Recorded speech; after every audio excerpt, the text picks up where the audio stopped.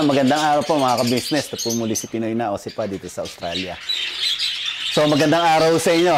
So last time mo, ang pinag-usapan ho natin yung white cap palo na na-create na ho natin.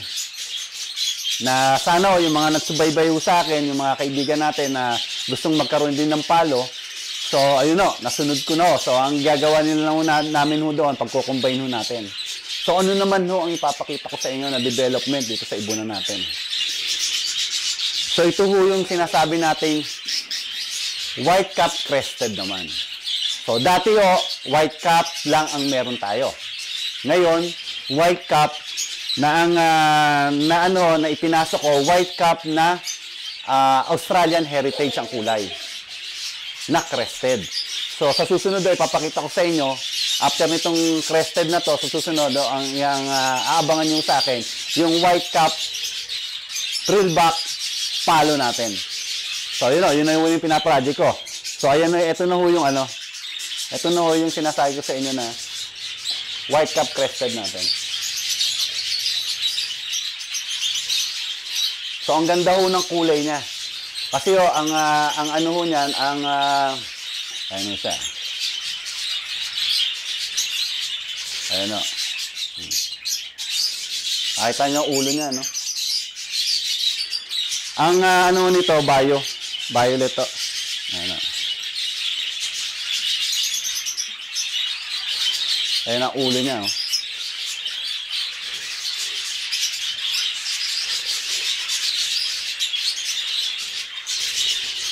So, ang ganda ng ibon. Ang ganda ho ng kulay, eh.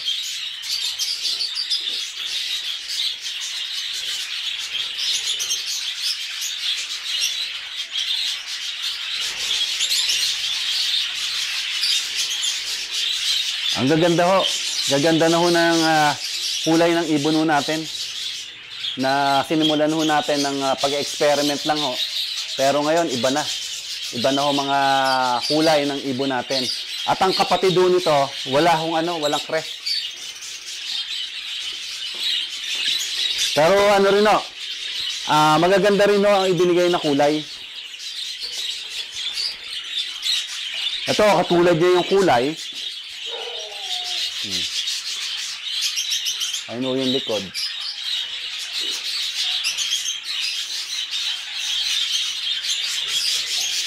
Yung isa ho, medyo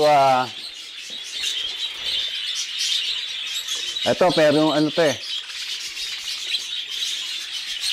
Ayun ho siya. Agila.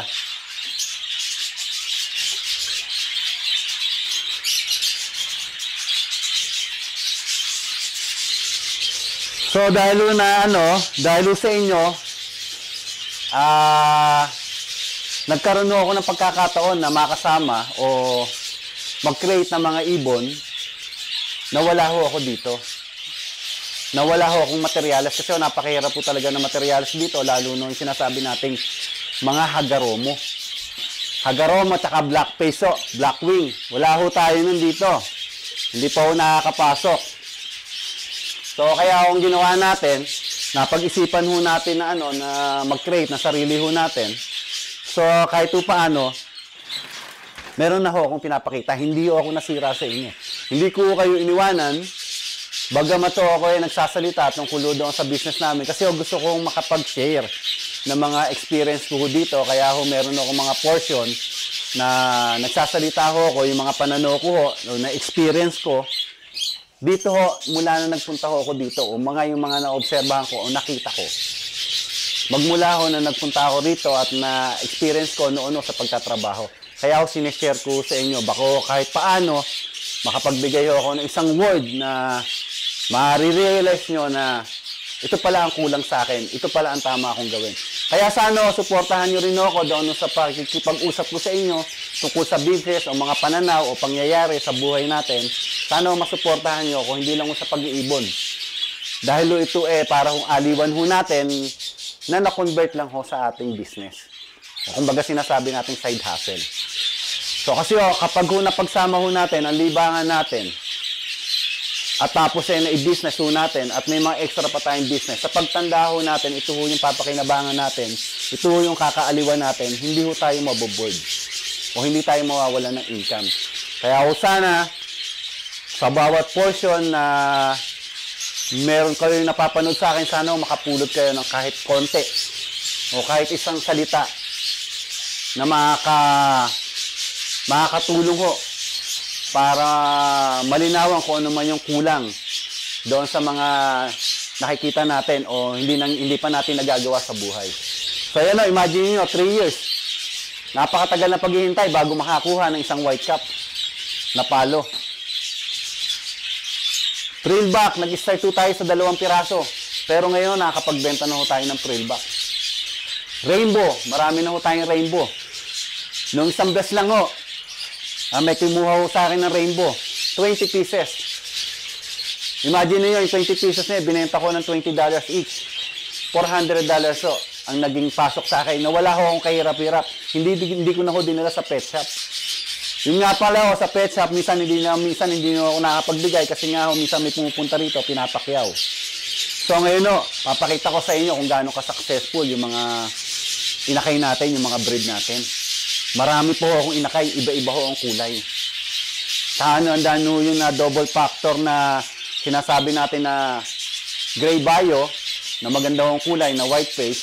So yun naman ho, i-convert ko, lalagyan ko ng dilaw sa mukha para mabuhay ho yung katawan niya, yung kulay sa katawan.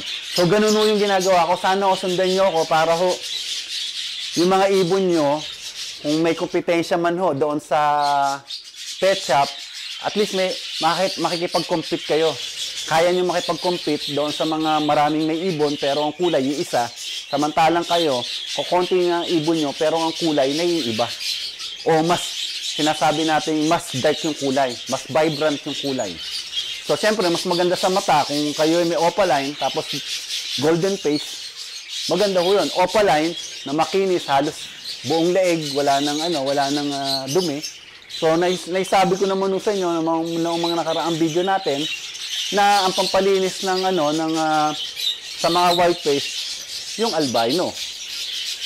O yung puting kulay. Sa mga green series naman, yung dilaw.